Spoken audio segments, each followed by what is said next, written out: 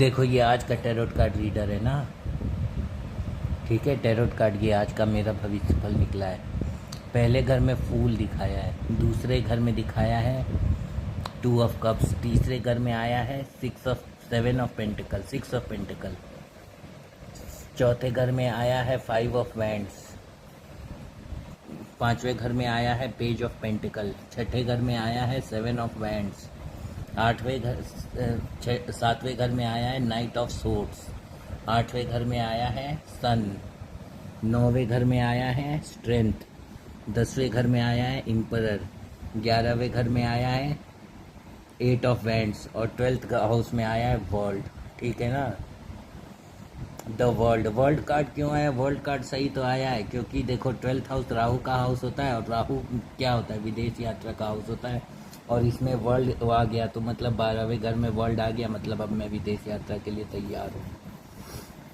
समझ गया। पहला घर देखते हैं। देखो एक फूल था, समझ रहे हो, वो जा रहा था, फिर उसको दूसरे घर में उसको बाबू को बेटू मिल गई है ना। तो ये क्या होगा? ये अचानक से एक फूल था, उसने ऐसे ही अपना इशारा किया, उस लड़की को लगा कि ये इशारा मेरे लिए कर रहा है, तो वो उस पर लट्टू हो गई कि इसने मेरे लिए कोई इशारा किया। समझ गए। फिर उसके बाद क्या होगा? इसकी शादी हो गई। इसके बाद फिर इसके पास धन संपत्ति आ गई। ये बाबू है, ये सत्येंद्र सुअर है, ये सुनीता कुत्ती है, ये दोनों भीख मांगने लग गए, है ना। ये बाबू है, ये सत्येंद्र सुअर है और ये सुनीता कुत्ती है।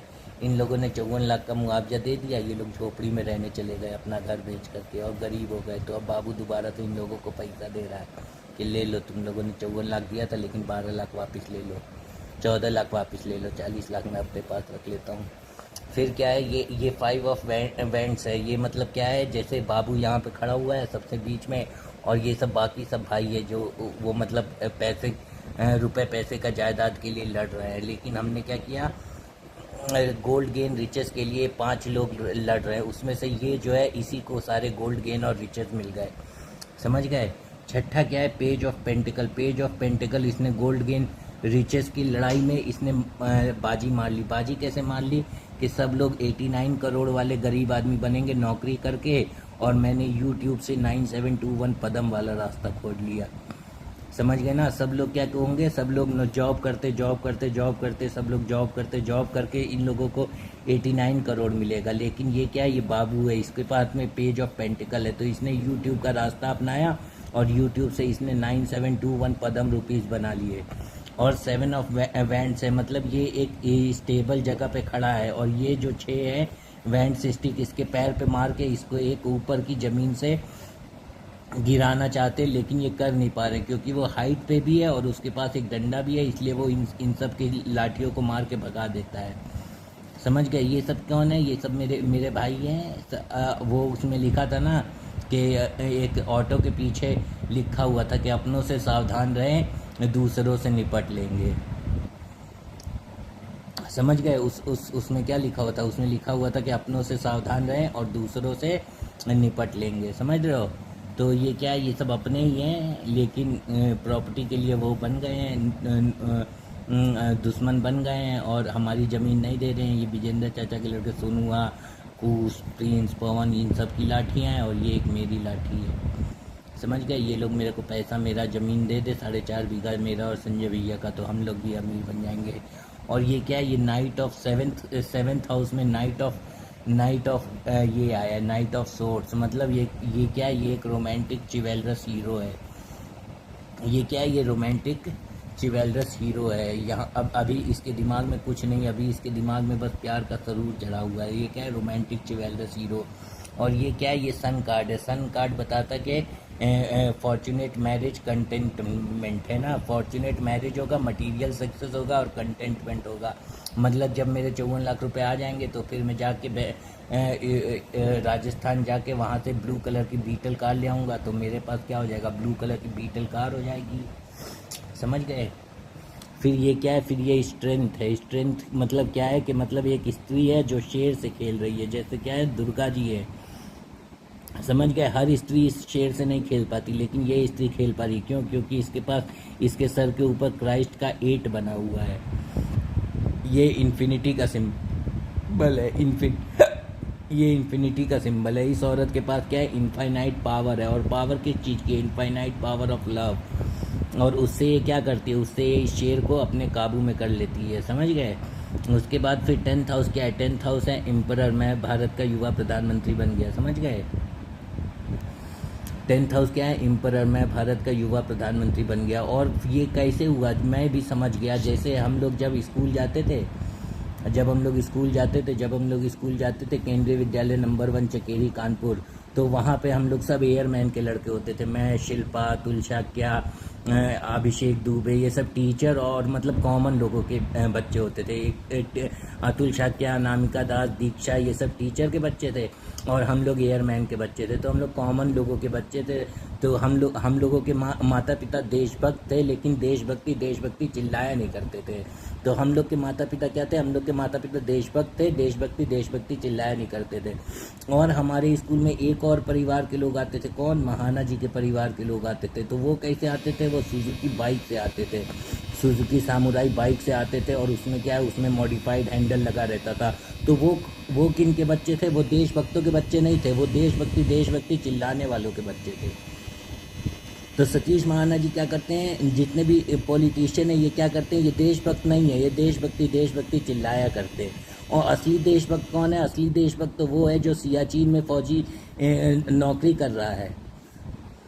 सियाचिन में जहाँ पे ठंड से बूट पहनने से ये पैर गलने लगते हैं। ठंड में बूट पहनना पड़ता है, और बूट में क्या होता है, उसमें हल्का सा भी पानी लगने लगता है और धीरे धीरे वो मोजे भीग जाते हैं। और उसके बाद पानी लगने से क्या होता है, वहाँ पे पैर गलने लगता है और बहुतों का तो पैर काटना पड़ जाता है, इतना सड़ जाता है सियाचिन में। इसीलिए वहाँ पे कोई भी मतलब आर्मी का जो जवान भेजा जाता है उसको 3 महीने से ज़्यादा उस पोस्ट पे नौकरी नहीं की जाती, क्योंकि 3 महीने से ज़्यादा अगर वो नौकरी करेगा तो उसके पैर गलने लग जाएंगे ठंड की वजह से सियाचिन में। ये क्या है, ये 8 ऑफ वैंड्स है। ये कौन से हाउस में, 11th हाउस में। 11th हाउस में मेरी तरफ प्यार ही प्यार आ रहा है। क्यों, क्योंकि मैंने एक गिटार और तबला एक साथ बजा दिया ना, तो अब मेरे पास प्यार ही प्यार आ रहा है। अब संजय भैया IIT को भी मैंने दिखा दिया ना कि मेरे YouTube पे 478 फॉलोवर्स है, फिर मेरे एक YouTube चैनल पे 192 फॉलोवर्स है, फिर मेरे एक YouTube चैनल पे 78 फॉलोवर्स है, फिर मेरे एक YouTube चैनल पे 108 फॉलोवर्स है, फिर मेरे एक YouTube चैनल पे अभी 14 ही फॉलोवर्स है। तो मैंने क्या किया, मैंने सब लोगों को हरा दिया। मैंने संजय भैया IIT का जो चैनल है, जिनके पास बहुत अच्छा कैमरा है, जिनके पास बहुत अच्छे टेक्नीशियन है, जिनके पास वीडियो एडिटिंग करने का एडोब फोटोशॉप सॉफ्टवेयर है, लेकिन उनके सब्सक्राइबर कितने, 16 है, लेकिन मेरे सब्सक्राइबर कितने, 478 है। तो क्या हुआ, मैंने एक तरीके से उनको हरा दिया गिटार बजा के। और फिर ये क्या है, फिर ये वर्ल्ड कार्ड है, इसका मतलब विदेश यात्रा होती है। अब मैं विदेश यात्रा जाऊंगा, अब मलमूत्र सिंह गंदा के पास जाऊंगा, है ना।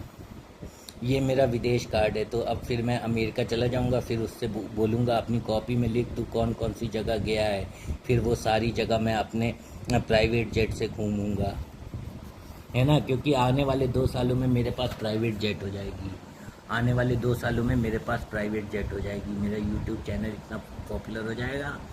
अभी मेरे आसपास के घर के आसपास के लोग मुझे पहचानते हैं, रामा देवी के लोग मुझे पहचानते हैं, धीरे धीरे नौबस्ता किदवई नगर के लोग भी मुझे पहचानेंगे, और धीरे धीरे फिर नौबस्ता किदवई नगर, बर्रा और जरीब चौकी, और कौन कौन सी जगह है, जरीब चौकी है, और भी बहुत सारी जगह है। स्टेशन के पास 1 नंबर स्टेशन है, 8 नंबर प्लेटफॉर्म है, टाट मील है, इधर भी सब लोग मुझे पहचानने लग जाएंगे। धीरे धीरे मेरा यूट्यूब चैनल इतना ग्रो कर जाएगा, इतना ग्रो कर जाएगा, और फिर मेरे पास लाखों करोड़ों की संपत्ति हो जाएगी, और मैं 9721 पद्म रुपीज़ कमा लूँगा, और तुम लोग सब देखते रह जाओगे, और जो हंसने वाले हैं वो लोग हंसते रह जाएंगे। जब मैं शिव जी को जल चढ़ा रहा था और उसका वीडियो बनाता था, एक शॉर्ट छोटा सा, और उसमें फिर शिव जी का एक भजन डाल देता था, तो सब लोग हंसते थे कि देखो इसने भोले बाबा को जल चढ़ाया, उसका वीडियो रिकॉर्ड किया और शिव जी का भजन एक शॉर्ट में से कॉपी किया, और उसके बाद दोनों को मिला के ये एक वीडियो बना दिया। तब 17-18 लोग, 22 लोग उस वीडियो को देखते थे, 137 लोग उस वीडियो को देखते थे, 200 लोग उस वीडियो को देखते थे, लेकिन मेरे घर के लोग हंस रहे थे। लेकिन आज जब भोले बाबा ने आशीर्वाद में मेरे को 2-2 बाइक दे दिया ना, एक ही दिन में भोले बाबा ने मुझे 4.5 लाख रुपया दे दिया। सब लोग की हालतें खराब हो गई।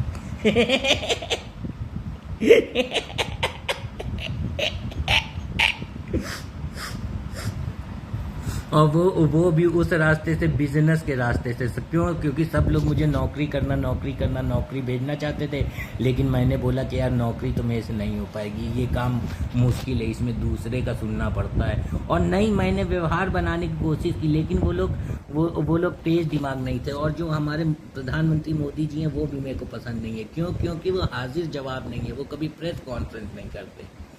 हम्म।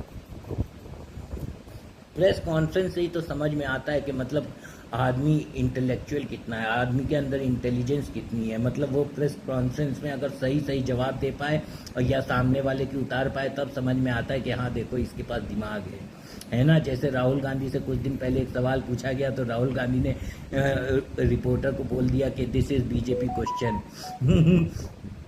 ये बीजेपी वालों का सवाल है। तो इसका मतलब क्या है? इसका मतलब उसके अंदर एक हाजिर जवाबी की मतलब वो है, पोटेंसी है, वो सामने वाले को डोमिनेट कर सकता है, ऐसी ऐसी बातें बोल देता है वो, है ना। तो कुछ कुछ चीज़ें उसमें भी अच्छी है। और उसकी ये एक बात भी मेरे को बहुत अच्छी लगती कि उसने बोला कि मोदी जी ने अडानी को ही 7 लाख करोड़ रुपया दे दिया। तो मोदी जी ने 7 लाख करोड़ रुपया एक ही आदमी को क्यों दे दिया? मोदी जी ने 7 लाख अलग अलग लोगों को एक एक करोड़ रुपया क्यों नहीं दिया? अगर मोदी जी हमारे घर के आसपास रहने वाले जो छोटे छोटे बिजनेसमैन हैं सबको एक एक करोड़ रुपया दे देते तो उन लोगों का भी बिजनेस बढ़ता। अब एक ही आदमी को आपने 7 लाख करोड़ दे दिया। इसीलिए मुझे कभी कभी राहुल गांधी की बातें भी सही लगती है। भले आप लोग सोचते हो कि राहुल गांधी एक बेवकूफ़ आदमी है, लेकिन मुझे कभी कभी उसकी बातें सही लगती है कि भाई एक ही आदमी को LIC का 7 लाख करोड़ रुपया उठा के क्यों दे दिया, जिसका नाम है गौतम अडानी, क्यों दे दिया भाई उसको? और उससे वो क्या कर रहा? और उससे वो क्या कहते हैं, ताज होटल में बैठ के खाना खा रहा और कॉफ़ी पी रहा। और बहुत सारे जो इंडिया की जनता है, अगर उसको 7 लाख लोगों को एक एक करोड़ रुपया मिला होता तो 7 लाख लोग एक करोड़ रुपए में से कम 30 हज़ार खर्चा करके अपनी ज़िंदगी में एक बार कम से कम ताज होटल जो वहाँ पे है मुंबई का जो ताज होटल है उसमें बैठ के 30 हज़ार रुपये में कुछ लोग जिनको एक करोड़ रुपया मिला होता वो लोग कॉफ़ी पी के आ जाते। उन लोग को भी पता चल जाता कि ताज होटल में कैसे खाना सर्व किया जाता है, ताज होटल में क्या क्या है। तो इसीलिए मुझे पता है, इसीलिए मुझे मोदी जी का मतलब कुछ रवैया मुझे ठीक नहीं लगता है। और एक और चीज़ है कि मतलब बाकी सब लोगों से भी मैं पूछना चाहता हूँ कि कानपुर के शहर में जो खड़ंजा वगैरह मतलब गंदी रोडें हैं, है ना। कानपुर के शहर में जो मतलब रुके हुए पुल हैं, तो पहले जब कांग्रेस सरकार थी तो सतीश महाना जी बहुत चिल्लाया करते थे कि पुलों का निर्माण रुका हुआ है, सड़क अच्छी नहीं है और ये सारी चीज़ें हैं। और आज जब 2024 में वही खस्ता हाल है, कई सड़कें खस्ता हाल है और कई पुल का मेट्रो का कामकाज स्लो हुआ पड़ा है, तो अब सतीश महाना जी चिल्ला के और अनशन नहीं करते। अब मुझे ये समझ नहीं आता कि जब उनकी सरकार कर रही है तब वो अनशन क्यों नहीं कर रहे। इसका मतलब वो क्या है? इसका मतलब वो बायस्ड है ना। अगर आपको अच्छे काम से मतलब था तो आपको अभी भी चिल्लाना चाहिए कि हाँ अभी भी सही काम नहीं हो रहा। और उन्होंने खुद बताया था कि 1990 में जब मैं नॉमिनेशन भरने गया था यहाँ से लखनऊ, तो अपनी मारुति 800 कार से गया था। और वहाँ पे पहली बार मैंने राजनाथ सिंह को देखा था। तो मैंने एक आदमी से पूछा कि ये कौन है, तो उसने बोला ये राजनाथ सिंह है।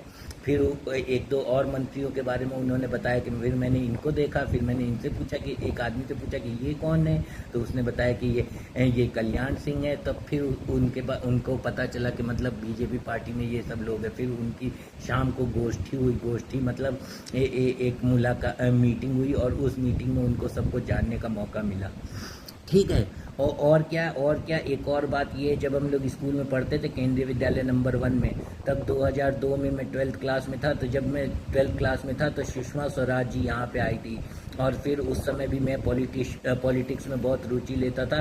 तो लाल बंगले चौराहे पे सुषमा स्वराज जी और सतीश महाना जी दोनों खड़े थे। तो दोनों ने अपना अपना व्यक्तित्व दिया था। तब भी मैंने उन दोनों को देखा था। और उसके बाद भीड़ को काटते हुए मैं सुषमा स्वराज जी का वो भी लेना चाहता था ऑटोग्राफ, लेकिन मुझे ये सौभाग्य नहीं मिल पाया था। लेकिन सुषमा स्वराज जी ने बोला था कि भगवत गीता को इंडिया के स्कूल में 6 से लेकर 12 तक पढ़ाना चाहिए। और ये बहुत सही बात बोली थी। और उन्होंने बोला था कि भगवत गीता पढ़ना चाहिए। उससे मैं राजनेता बनी हूँ, तो मैंने भी भगवत गीता को 4, 5, 6 बार पढ़ डाला।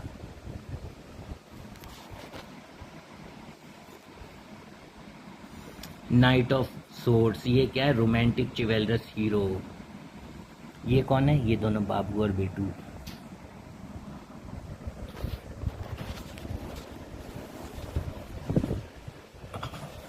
ये कौन है? ये बाबू है, ये अपने गिटार के साथ घूम रहा है। और ये कौन है? जब शादी के बाद जब अभी 54 लाख रुपए मिल जाएंगे सत्येंद्र सुअर और सुनीता कुट्टी से, तो मैं अमीर हो जाऊंगा, और ये सत्येंद्र सुअर और सुनीता कुट्टी ये लोग गरीब हो जाएंगे। और ये क्या है? ये गोल्ड गेन रिचेस का है। ये द सन कार्ड है, material fortunate marriage, material happiness, contentment. और ये क्या है? ये वर्ल्ड कार्ड है ना। और ये क्या है? ये एरोज ऑफ लव है, 8 ऑफ बैंड्स। और ये क्या है? ये एक एम्परर है। और ये क्या है? ये स्ट्रेंथ कार्ड है। और ये क्या है? पेज ऑफ पेंटिकल है, मतलब यूट्यूब का रास्ता जो मैंने डिस्कवर किया। Thank you very much.